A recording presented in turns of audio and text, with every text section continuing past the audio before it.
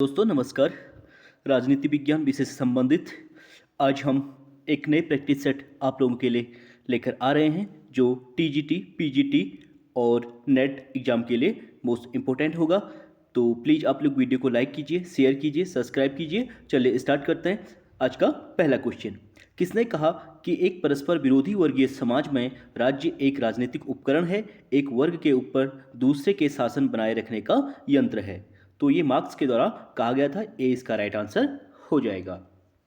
आप देख सकते हैं मार्क्स का विश्वास था कि धनवान और निर्धन वर्गों के बीच यह संघर्ष समाज के इतिहास में तभी से मौलिक महत्व की वस्तु रहा है जब से आदिम जनजातीय समाज लुप्त हुआ है। इतिहास इस बात का साक्षी है।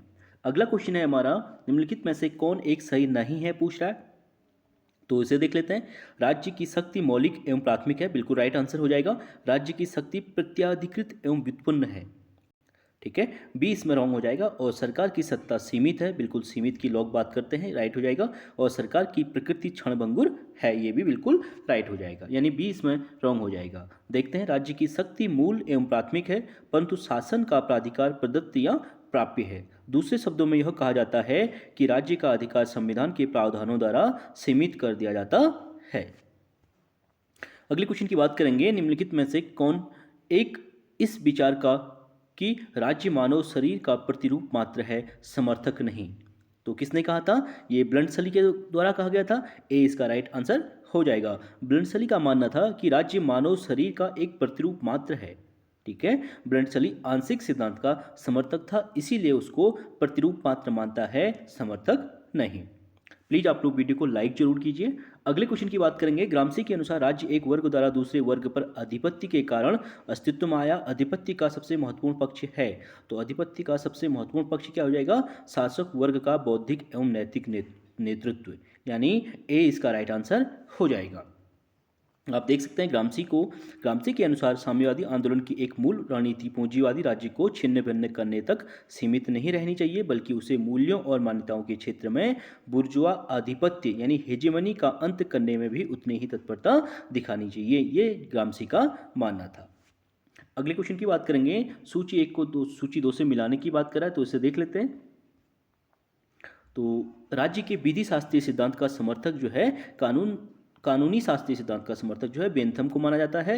कानून को पाप एवं विधायक को पापी समझता है कौन? हर्बर्ट स्पेंसर समझते हैं। और राज्य स्वतंत्रता की सृष्टि के लिए शक्ति का प्रयोग कर सकता है, ये ग्रीन कहते हैं। और स्वतंत्रता पर नियंत्रण स्वाभाविक है, ये लियो स्ट्रॉस के द्वारा कहा गया कि स्वतंत्रता पर नियंत्रण आवश्यक है, बिना नियंत्रण के स्वतंत्रता नहीं है। अगला क्वेश्चन है, निम्नलिखित में से कौन राज्य की हिंसा एवं शोषण के यंत्र के रूप में भर्त्सना करता है? तो सोरेल इसका राइट आंसर हो जाएगा, यानी ए इसका राइट आंसर हो जाएगा। सोरेल का मानना है कि राज्य की हिंसा एवं शोषण के यंत्र के रूप में भर्त्सना करता है। नेक्स्ट क्वेश्चन की बात करेंगे, सामान्यतः नगर राज्य की अवधारणा किससे संबंधित है? तो नगर राज्य की अवधारणा का संबंध किससे हो जाएगा? प्राचीन यूनान से, यानी बी इसका राइट आंसर हो जाएगा। यानी ग्रीक शब्द पोलिस का अर्थ है नगर, और प्राचीन काल में छोटे छोटे नगर पर्यायवाची शब्द थे, अर्थात यूनानी नगर राज्य का आधुनिक नाम ही राज्य था। अगले क्वेश्चन की बात करेंगे, राज्य के विकास में सामंतवादी राज्य निम्नलिखित में से किसका परवर्ती है? तो किसका परवर्ती हो जाएगा? नगर राज्य का, यानी बी इसका राइट आंसर हो जाएगा। नेक्स्ट क्वेश्चन है हमारा, निम्न में से किस एक ने रात्रि प्रहरी राज्य की अवधारणा का समर्थन किया है? तो रात्रि प्रहरी राज्य की अवधारणा का समर्थन रॉबर्ट नॉजिक के द्वारा किया गया है, यानी बी इसका राइट आंसर हो जाएगा। अगला क्वेश्चन है हमारा, निम्नलिखित में से कौन सा एक राजनीतिक चिंतक राज्य के नकारात्मक कार्यों की अवधारणा को प्रतिपादित करता है? मोस्ट इंपोर्टेंट क्वेश्चन है। नकारात्मक कार्यों की अवधारणा को प्रतिपादित करने वाले हर्बर्ट स्पेंसर हैं, यानी बी इसका राइट आंसर हो जाएगा। अगला क्वेश्चन है हमारा, किसने कहा राष्ट्र राष्ट्रीयता योगित राज्य है? ठीक है, किसने कहा कि राष्ट्र राष्ट्रीयता योगित राज्य है? तो गिलक्रास्ट के द्वारा कहा गया था, बी इसका राइट आंसर हो जाएगा। अगले क्वेश्चन की बात करेंगे, किसने कहा कि सबसे निकृष्ट राज्य भी सबसे उत्कृष्ट अराजकता से अच्छा है? ये हॉब्स का मानना है कि सबसे निकृष्ट राज्य जो है सबसे उत्कृष्ट अराजकता से भी अच्छा है, ये हॉब्स का मानना है। हॉब्स के अनुसार सबसे निकृष्ट राज्य भी सबसे उत्कृष्ट अराजकता से अच्छा है। अगले क्वेश्चन की बात करेंगे, किसने कहा कल्याणकारी राज्य एक ओर साम्यवाद और दूसरी ओर अनियंत्रित व्यक्तिवाद के मध्य एक समझौता है। तो ये हॉबमैन के द्वारा बात की गई थी कि कल्याणकारी राज्य एक ओर साम्यवाद और दूसरी ओर अनियंत्रितवाद व्यक्तिवाद के मध्य एक समझौता है। आप देख सकते हैं 1918 में प्रकाशित इंसाइक्लोपीडिया ऑफ सोशल साइंस में लोक कल्याणकारी राज्य का तात्पर्य एक ऐसे राज्य से है जो अपने सभी नागरिकों को न्यूनतम जीवन स्तर प्रदान करना अपना अनिवार्य उत्तरदायित्व समझता है। और वहीं टी.डब्ल्यू. केंट के अनुसार लोकहितकारी वह राज्य है जो अपने नागरिकों के लिए व्यापक समाज सेवाओं की व्यवस्था करता है। और वहीं हॉबमैन का मानना है कि यह कल्याणकारी राज्य दो अतिथियों में एक समझौता है जिसमें एक तरफ साम्यवाद है तो दूसरी तरफ अनियंत्रितवाद।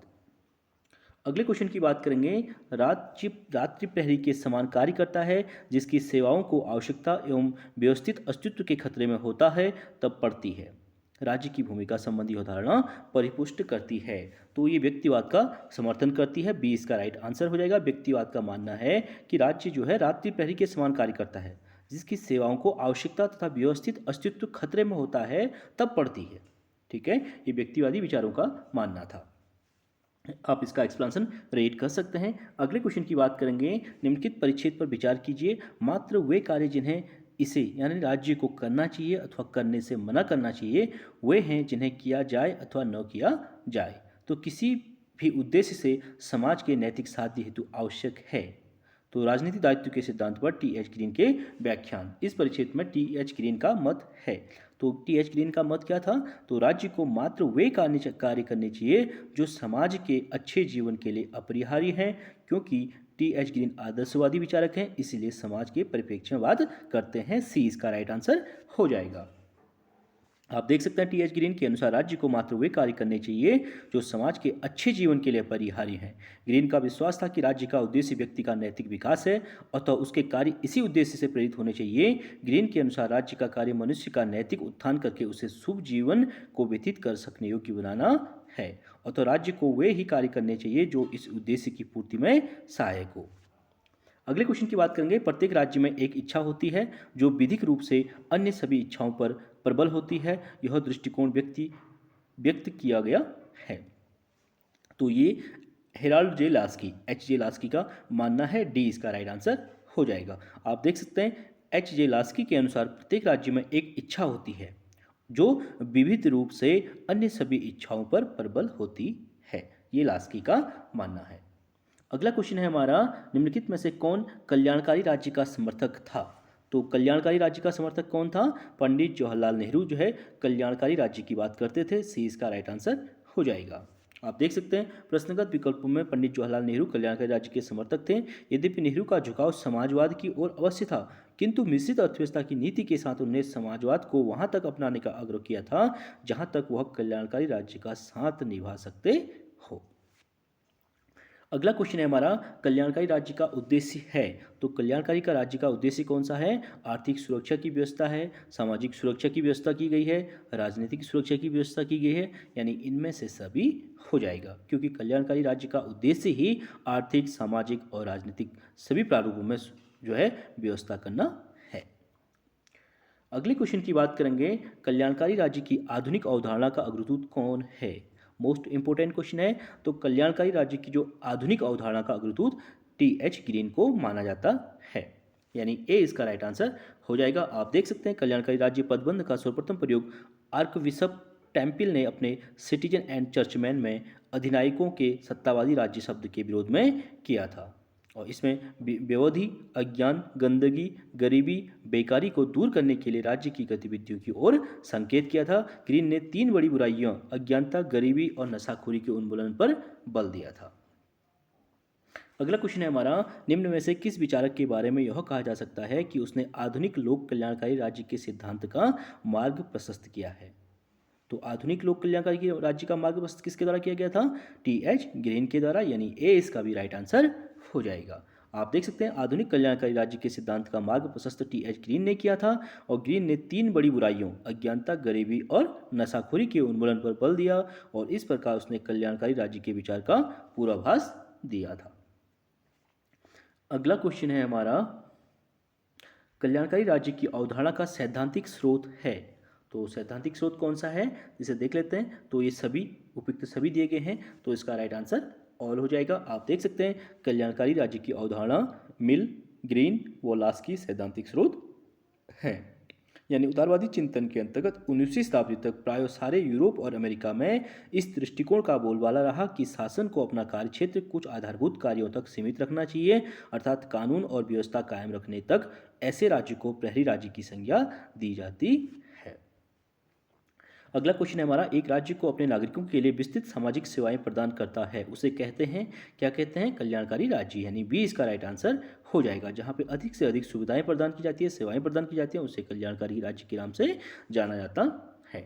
आप इसका एक्सप्लेनेशन रीड कर सकते हैं। अगले क्वेश्चन की बात करेंगे, नीचे दी अरस्तु के दो वक्तव्य दिए गए हैं, कथन और कारण से संबंधित है, इसे देखते हैं। राज्य व्यक्ति का पूर्वगामी है और राज्य के बाहर रहने वाला मनुष्य पशु या देवता है। तो इसका बी राइट आंसर हो जाएगा। ए और आर दोनों सही हैं, किंतु ए की व्याख्या आर सही नहीं है, क्योंकि राज्य व्यक्ति का पूर्वगामी है, ये अरस्तु ने कहा था, बिल्कुल राइट हो जाएगा। और राज्य के बाहर रहने वाला मनुष्य या तो पशु है या फिर देवता है, ये भी उनके द्वारा कहा गया था, लेकिन स्टेटमेंट दोनों अलग अलग हैं, इसलिए व्याख्या एक्सप्लेनेशन सही नहीं है और स्टेटमेंट दोनों राइट हो जाएंगे।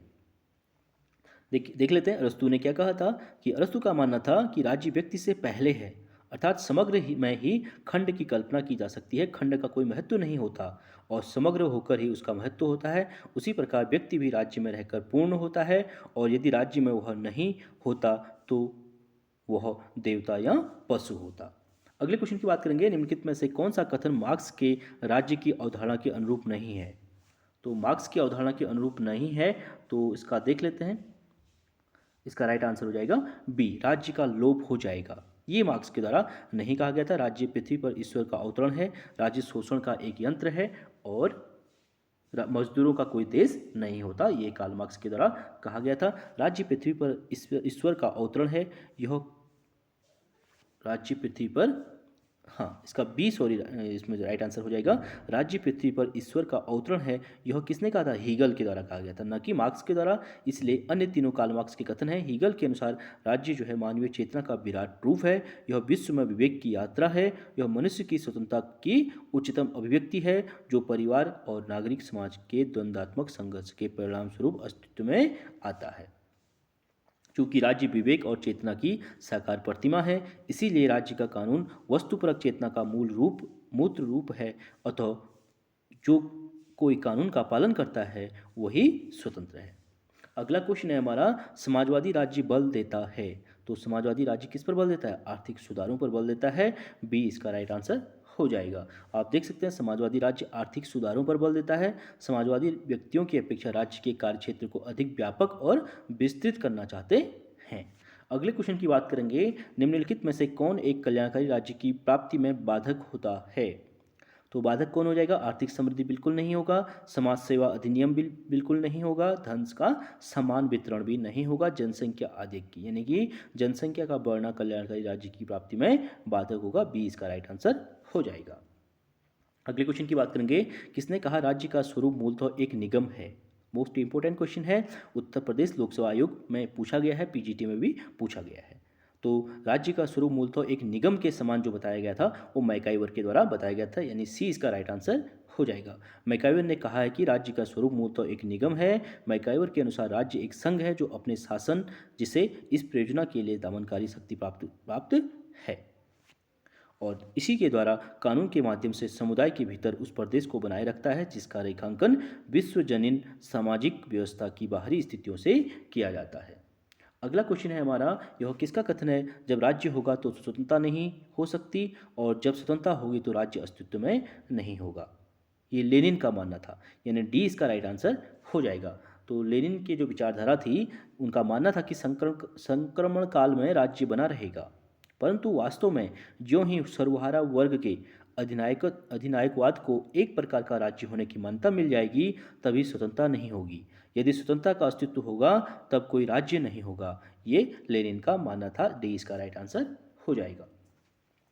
किसने इस बात पर बल दिया कि राज्य सर्वोच्च नैतिकता का प्रतिनिधित्व करता है। ठीक है, ये इमैनुअल कांट जो आदर्शवादी विचारक हैं उनके द्वारा कहा गया था कि राज्य जो है सर्वोच्च नैतिकता का प्रतिनिधित्व करता है। तो बी इसका राइट आंसर हो जाएगा। आप देख सकते हैं जर्मनी के इमैनुअल कांट को आधुनिक आदर्शवाद का पिता माना जाता है। उनकी मान्यता है कि राज्य सर्वशक्तिमान, त्रुटिहीन तथा सार स्वरूप में ईश्वरीय संघ है। सारी सत्ता ईश्वर की ही होती है। उसकी सत्ता का आज्ञा पालन करना पवित्र कर्तव्य है, चाहे उसकी सत्ता अवैध हो या यह किसी अपरहर्ता के पास हो। और तो उसने इस बात पर बल दिया कि राज्य का सर्वोच्च नैतिकता का प्रतिनिधित्व करता है। तो चलिए फ्रेंड्स, आज के लिए इतना ही। बाकी नेक्स्ट वीडियो में करेंगे। प्लीज़ आप लोग वीडियो को लाइक कीजिए, शेयर कीजिए, सब्सक्राइब कीजिए। Thank you so much.